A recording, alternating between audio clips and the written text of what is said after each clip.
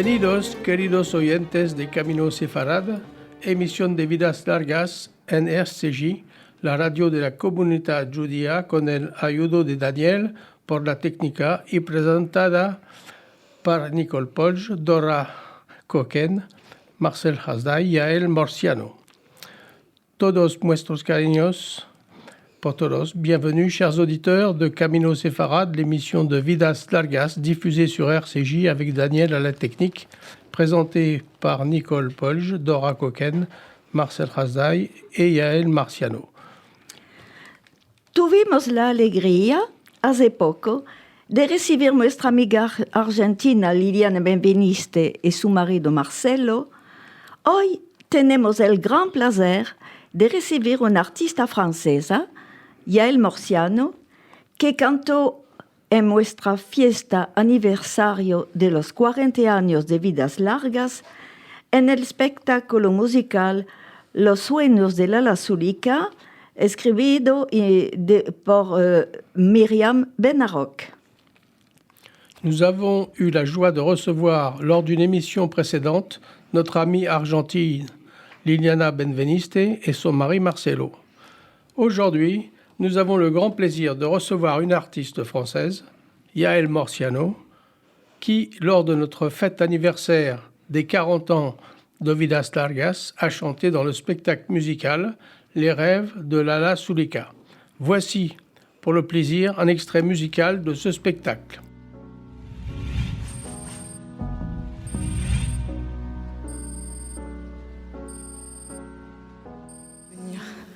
Faites-moi oublier ce cachot lugubre. Faites-moi oublier les intrigues, les accusations calomnieuses. Venez, venez, venez.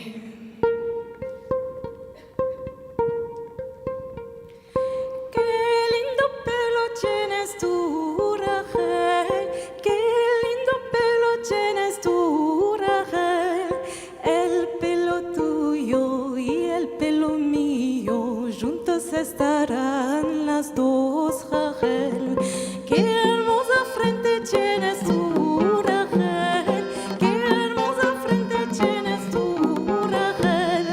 La frente tuya y la frente mía juntas estarán las dos, Rachel. Aman, aman, gül pembe, ne bu güzellik sende.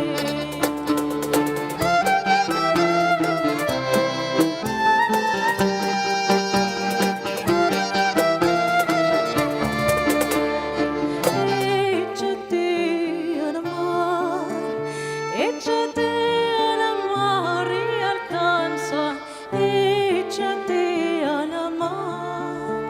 Ya salió de la mar Galana, la salió de la mar Galana, con un vestido rosal y blanca, ya salió de la mar. Venimos a ver, venimos a ver.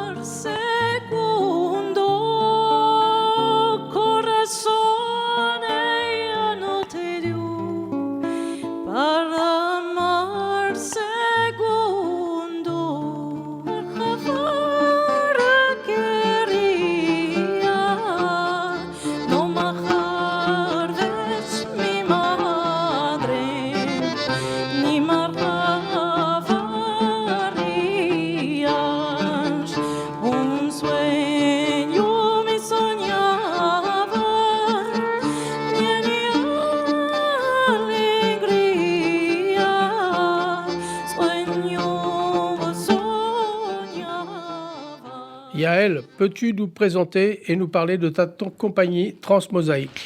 Alors, après une formation en musique classique et contemporaine au Conservatoire de Marseille, je suis devenue chanteuse et clarinettiste dans les musiques du monde. Alors, j'ai suivi des cours d'ethnomusicologie, des cours d'art dramatique au cours Florent, et je me suis également formée aux danses latines et orientales. Puedes, Yael, presentarte. Hablamos de tu compañía Transmosaïque. Esto cantadera y clarinetista. Después de una formación en música clásica y contemporánea en el Conservatorio de Marsella, me voltí verso las músicas del mundo, la etnomusicología, y me embelí las danzas latinas y orientales y el arte dramático en el corso Florent.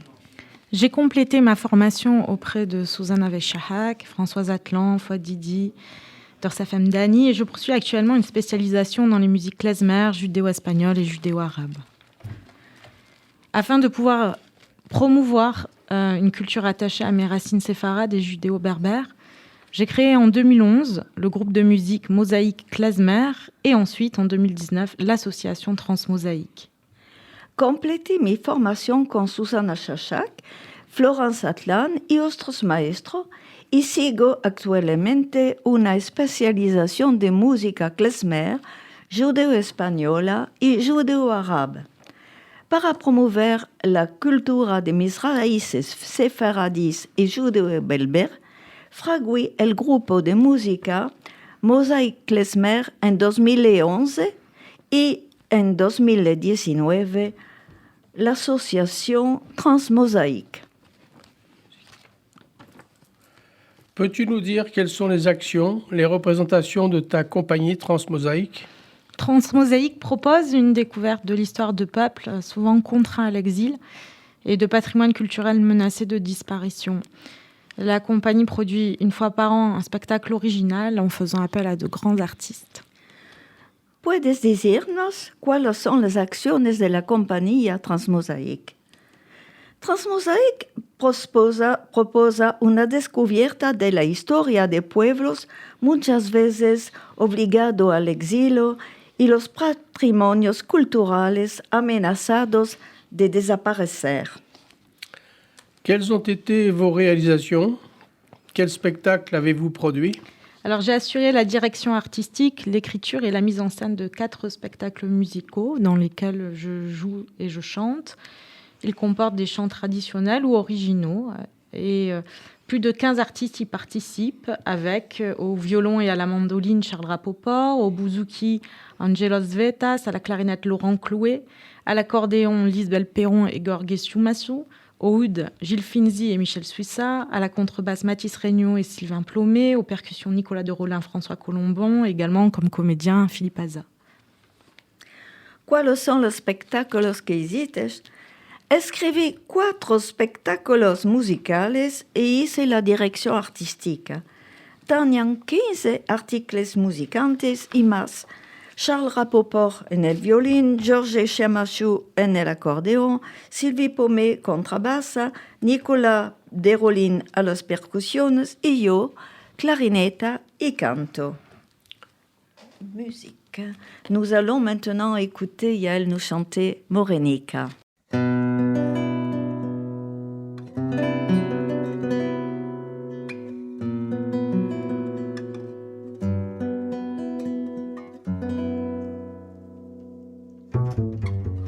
Morenica mi me llama,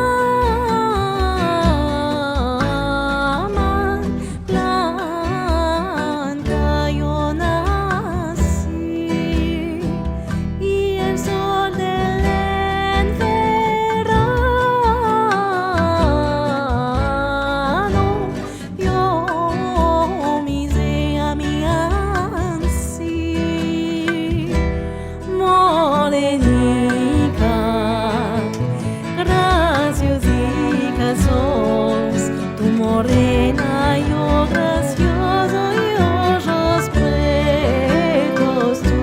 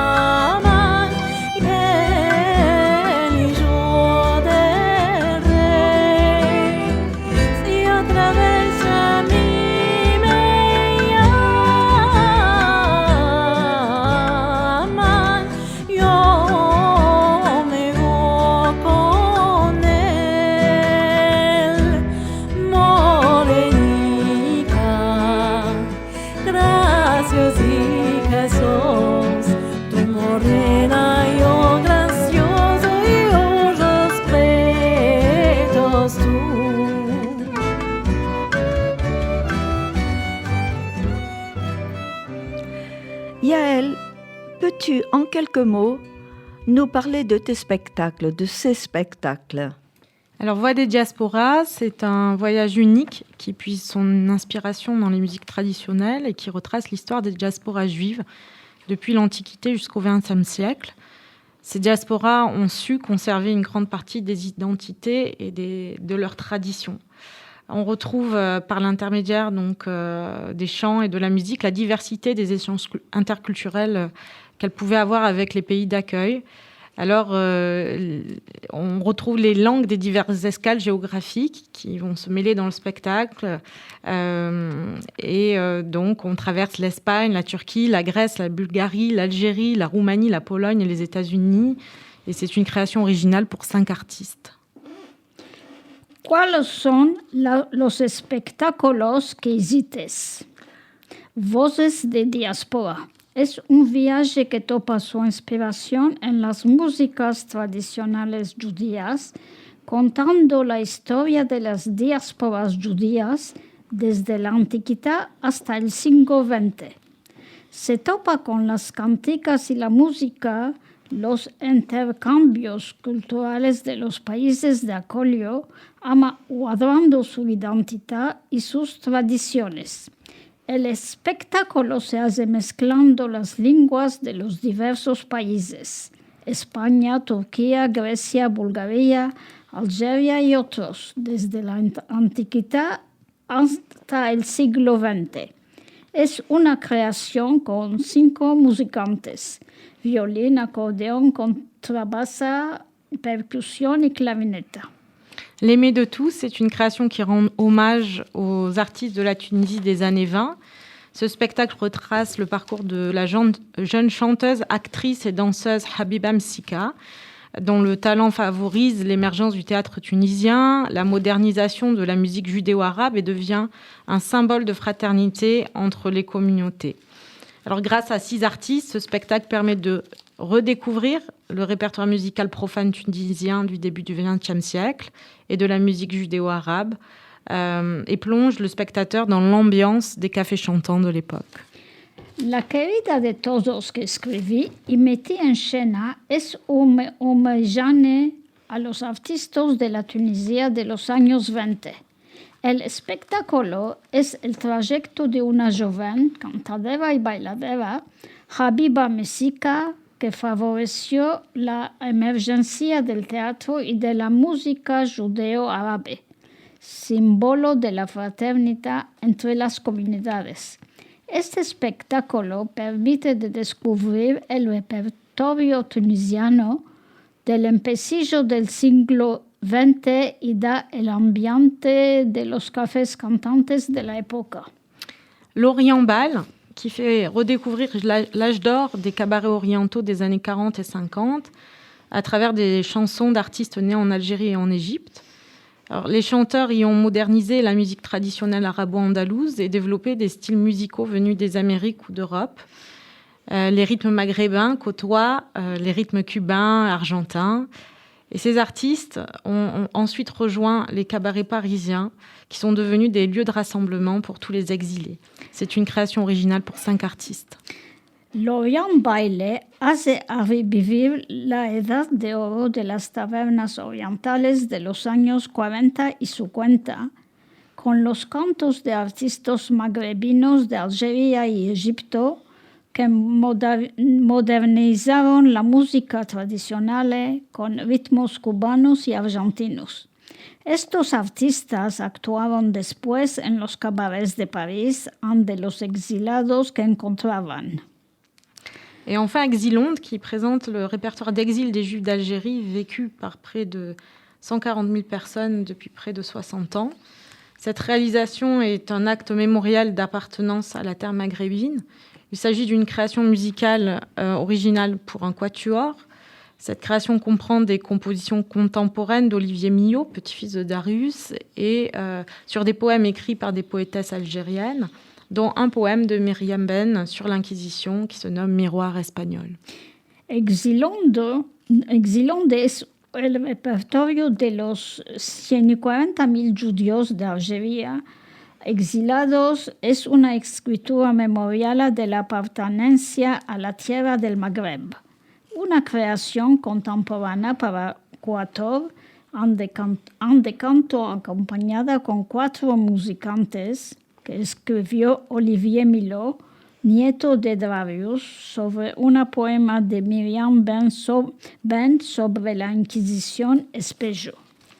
Nous allons donc écouter un medley de l'atelier Coriandre, l'aimé de tous.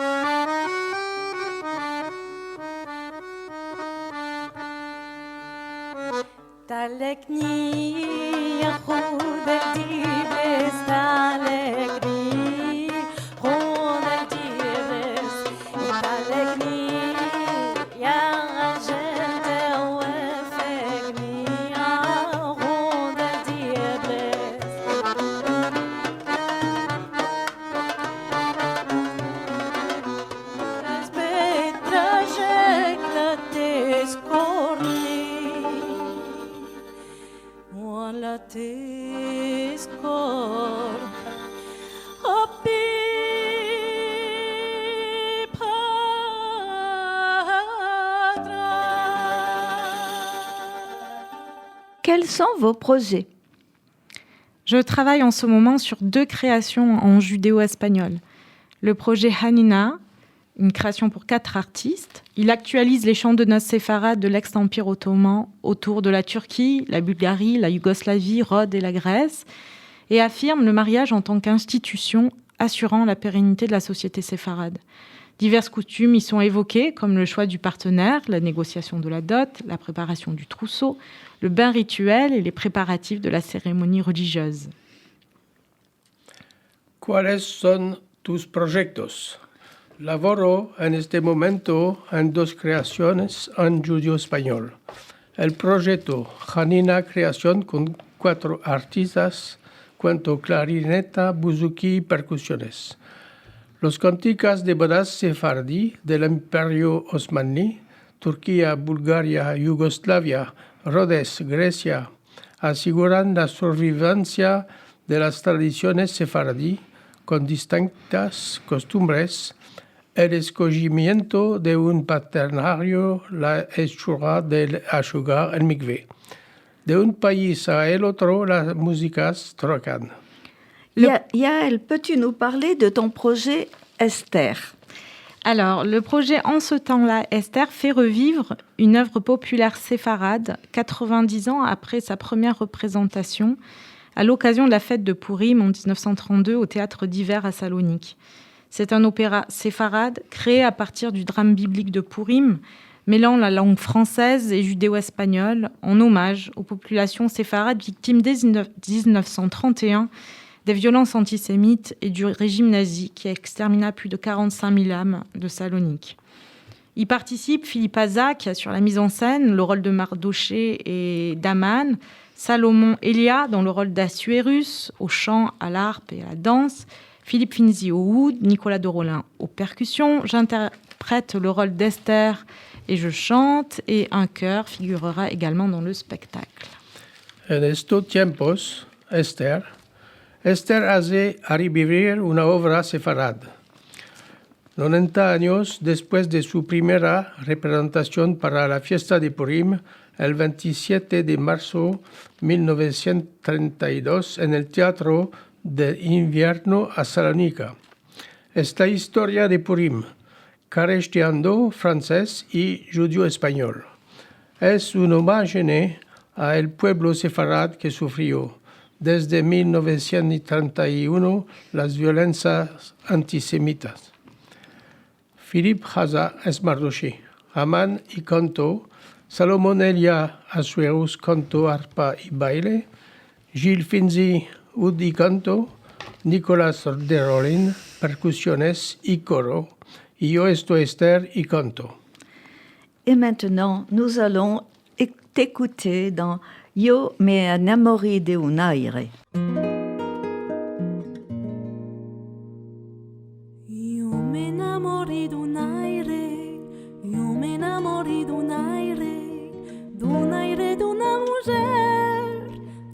mujer muy hermosa, linda de mi corazón, d'una mujer muy hermosa, linda de mi corazón.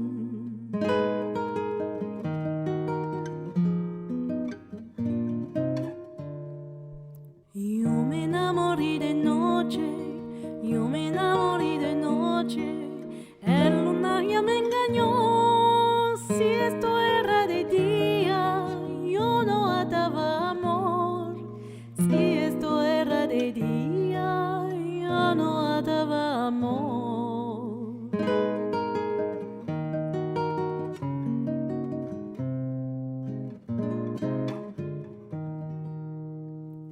Si otra vez me enamoro, si otra vez me enamoro, será de día con sol, de una mujer muy hermosa, linda de mi corazón, de una mujer muy hermosa, linda de mi corazón.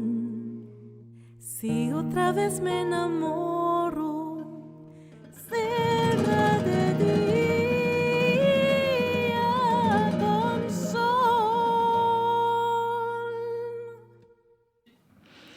Je suis également en cours de réalisation d'un projet avec Jean-Henri Blumen, mêlant musique et théâtre, chant profond juif, dans lequel je chante en judéo-espagnol.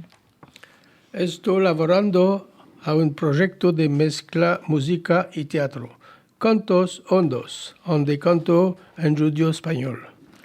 Comment pouvons-nous avoir le plaisir de te retrouver? Alors, le 19 juin, à partir de midi à Paris, lors du Festival des cultures juives. Le 2 juillet à 20h30 à la Cité de la musique de Marseille, avec le spectacle Voix des Diasporas. Le 23 juillet à 21h15 à Montreuil, dans le cadre du festival Sous les péchés, la plage, avec le spectacle L'Orient Bal. Mais aussi le 22 septembre à 20h30 à Paris, au Théâtre de la Comédie Nation, avec L'Orient Bal toujours. Como han de toparte? En el 19 de junio, en el día del Festival de la Cultura Judía en París, el 2 de julio a Marsella para Voces de las Diásporas, el 23 de julio a Montreuil para el Oriente Baile, el 22 de septiembre al Teatro de la Comédie Nation para l'Orient Baile. Merci Yael pour ton exposé sur la compagnie Transmosaïque Et bravo pour la richesse de ces créations qui permettent la préservation de notre culture et de notre langue dans le temps. Nos auditeurs vont trouver dans notre site de Vidas Largas tous les liens et les publications de tous les spectacles de Yael que vous pourrez suivre et vous pourrez y assister. Nous espérons voir prochainement l'une ou l'autre de ces réalisations.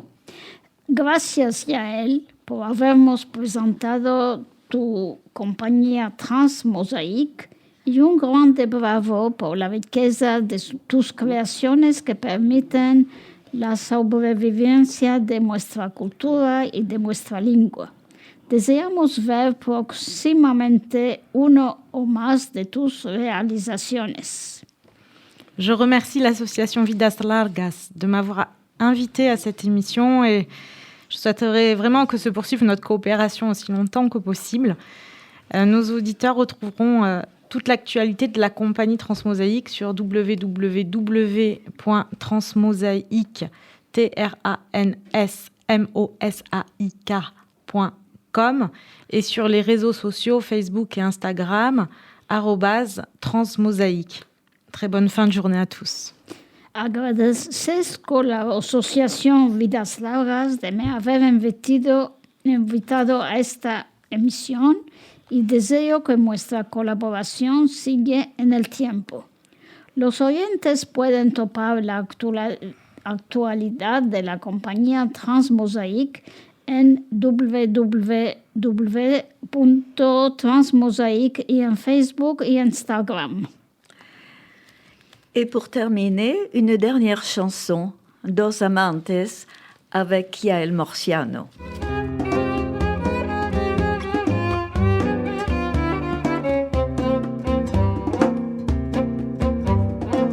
Dos amantes tengo la mi mamá, al cual que me tome yo.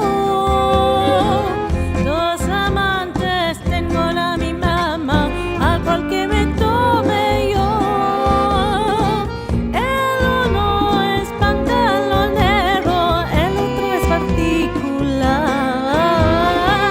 El uno es pantalonero, el otro es particular. Al pantalonero la mi mamá, engañándolo estoy. Al pantalonero la mi mamá, engañándolo estoy. Al particular mi mamá, lo amo de corazón. Al particular mi mamá, lo amo de corazón. Echa agua en la tu puerta, pasaré y me caeré. Echa agua en la tu puerta, pasaré y me caeré. Para que saques tus parientes, me daré a conocer. Para que saques tus parientes, me daré a conocer.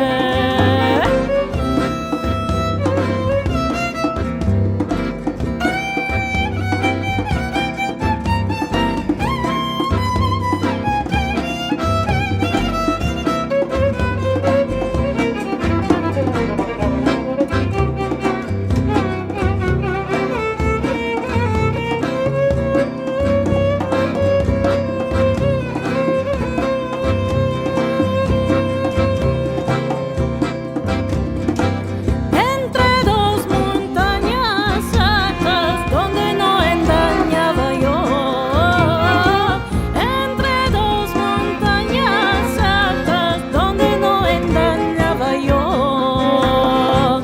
Ven Villuca, ven hermosa, verás donde vivo yo. Ven Villuca, ven hermosa, verás donde vivo yo. Abraham Mizrahi, que escribió en el journal El Amanecer en mayo 2022 un artículo sobre Napoleón y los judíos. En estos días estamos demandándonos, con todo lo que está pasando entre la Rusia y la Ucrania, cuál es el rol de un líder, cuál es importante a lo que está afectando la personalidad, la psychologie de Poutine et de Zelensky. En ces jours, nous nous demandons, avec tout ce qui se passe entre la Russie et l'Ukraine, quel est le rôle d'un leader? Qu'est-ce qui est important dans ce qui se passe? Quelles sont les personnalités, la psychologie de Poutine et de Zelensky? Tomaremos el ejemplo de Napoleón, un soldado de origen de Córcega que va a devenir el todopoderoso de Francia y por unos cuantos años de Europa. Nous prendrons l'exemple de Napoléon, un soldat d'origine corse, qui va devenir le tout-puissant de France et pendant un certain nombre d'années d'Europe. Hablaba la lengua francesa con un acento corsicano. Él nos puede dar a entender lo que puede sentir una persona de minoridad vis-à-vis de su país. Con el efecto que venía de hacer parte de una minoría, puede ser que Napoleón los vido a los judíos con otro ojo y fue tan importante en el destino de los judíos de Francia, en Europa y en Francia. Il parlait français avec un accent corse. Lui pourrait nous dire ce que peut ressentir une personne d'une communauté minoritaire vivant dans son pays. Par rapport à son origine, venant d'une minorité, peut-être Napoléon a-t-il vu les Juifs d'un autre œil, car il fut très important dans le destin des Juifs en France et en Europe. Napoleón, seguro con muchas caras, de una parte dictador que corre de guerra en guerra, al cuento muy duro de millones de soldados y civiles muertos en los ojos del mundo, al nombre de gloria personal. Tolstoy, en su libro monumental La guerra y la paz, lo describe a Napoléon como un palacio egomaniaque. Napoléon eut de nombreuses facettes. Celle d'une part dictateur, courant de guerre en guerre, avec le compte très élevé de millions de civils et de soldats morts, et par ailleurs, celle d'une gloire personnelle. Tolstoï, dans son livre monumental, Guerre et paix, le décrit comme un clown égomaniaque.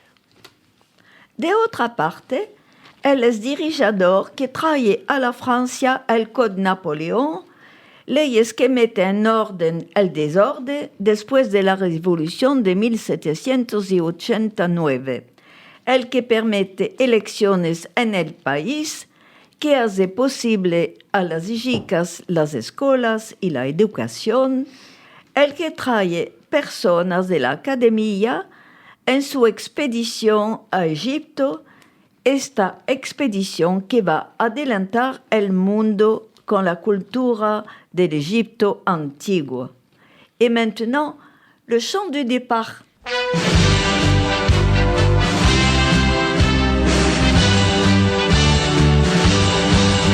La victoire en chantant nous ouvre la barrière, la liberté qui vive nos pas, et du nord au midi, la trompette guerrière va sonner l'heure des combats.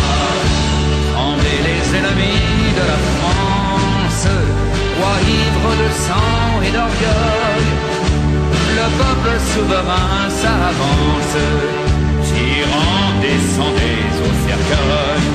La République nous appelle, sachons vaincre ou sachons périr.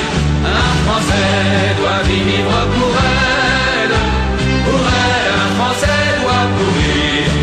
Un Français doit vivre pour elle, un Français doit mourir. De nos yeux maternels, ne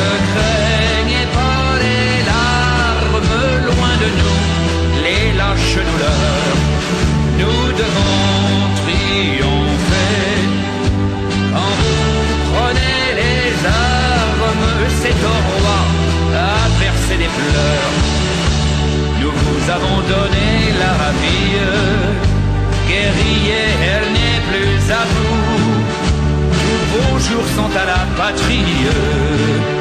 Elle est votre mère avant nous. La République vous appelle. Sachez vaincre ou sachez périr. Un Français doit vivre pour elle. Pour elle, un Français doit mourir. Un Français doit vivre pour elle. Pour elle, un Français doit mourir. Sur ce fait, devant Dieu, nous jurons à nos pères, à nos épouses et à nos sœurs. Nous jurons à nos fils, nous jurons à nos mères d'anéantir nos oppresseurs.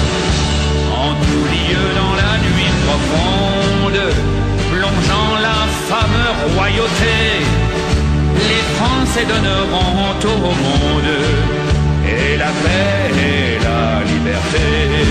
La République nous appelle, sachons vaincre ou sachons périr. Un Français doit vivre pour elle, un Français doit mourir. Un Français doit vivre pour elle, un Français doit mourir. Par ailleurs, c'est le dirigeant qui donne à la France le Code Napoléon, les lois qui rétablissent l'ordre après la Révolution de 1789, celui qui permet les élections dans le pays, qui rend possible l'éducation des filles dans les écoles et qui emmène des personnes de l'Académie dans son voyage en Égypte. Cette expédition va faire progresser le monde dans l'étude et la culture de l'Égypte ancienne. Y con los judíos ganarán, por la primera vez en la historia, el derecho de ser ciudadanos de un país. Fueron conocidos como franceses por la Revolución de 1789, en diciendo que todas las personas nacen igual y son igual.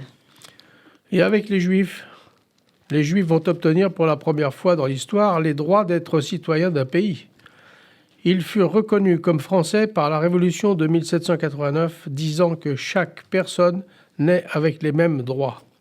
Malgrado este tocamiento delante de la ley, la realización de facto arriba con Napoleón. Fin al tiempo de él, los judíos vivían en cantones de Francia, los ashkenazis en Alsace y los sefaradis en Bordeaux, ocupándose de hechos limitados. Malgré ce changement, c'est Napoléon qui finalise cette égalité devant la loi. Auparavant, les Juifs vivaient en des lieux différents de France, les Ashkénazis en Alsace, les Séfaradis à Bordeaux, occupant des emplois limités. Napoleón les permite de venir al centro del país, a París, y de entrar a las profesiones que hasta él no eran permitidas.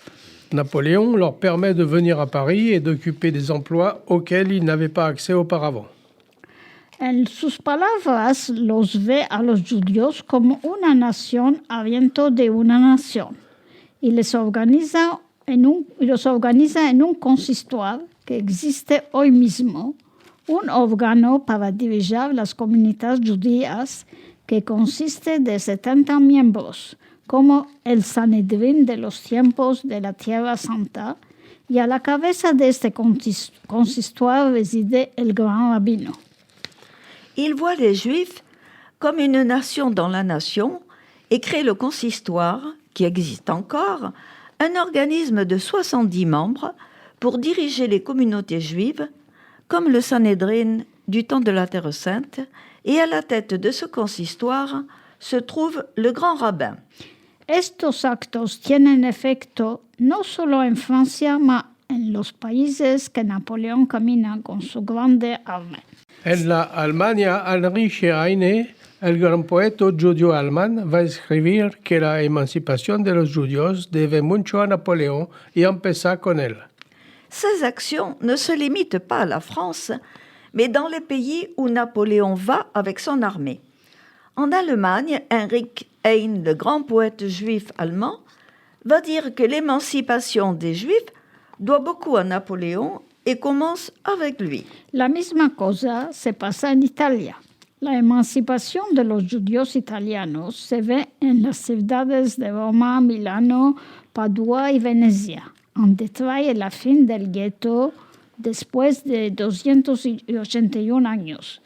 En 1797, en la ciudad de Ancona, Italia destruye las paredes del gueto y los libera a los judíos de los signos como la cordela amarilla sobre el chapello y la banda de la estrella de David sobre el brasero. La même chose en Italie. L'émancipation des Juifs à Rome, Milan, Padoue et Venise, où elle apporte la fin du ghetto après 281 années d'existence. En 1797, les murs du ghetto d'Ancône sont démolis et il abolit les signes discriminatoires comme la bande jaune sur le chapeau et l'étoile de David en brassard. ¿Es que se puede decir que Napoleón era un filosemito, uno que quemen bien a los judíos? Lo más justo sería de pensar que su idea era de hacer los judíos franceses, como parece él como corsicano, mas se quería considerar francés enteramente. Peut-on dire que Napoléon était un philosémite, quelqu'un qui aimait bien les Juifs? Il est plus juste de penser que son idée était de considérer à part entière les Juifs, tout comme lui, né en Corse. Penso que si les permite de mezclarse en todas partes de la vida francesa, por ejemplo, la Armada, los judíos van a perder sus particularidades. Lo que penso se realizó parcialmente y en veces con tragedias como la persécution de Dreyfus. Je pense que s'il leur permet de s'intégrer à la vie française, par exemple l'armée, les Juifs vont perdre leur particularité. Ce qu'il a pensé s'est réalisé partiellement, avec parfois quelques tragédies, comme la persécution de Dreyfus. Cette émission touche à sa fin. Nous remercions Yael pour sa présence. Nous sommes certains que vous aurez envie d'aller assister à ces spectacles. Vous en trouverez les liens dans notre site de Vidas Largas.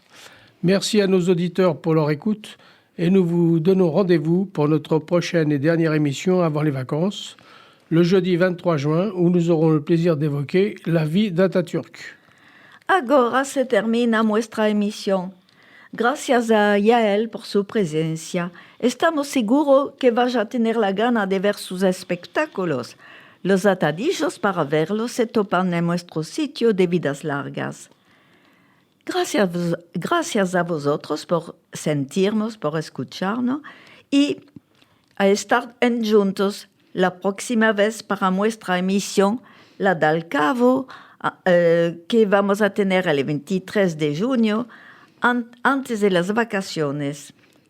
Y en esta emisión de Al Cabo vamos a descubrir la vida y los hechos de Atatürk.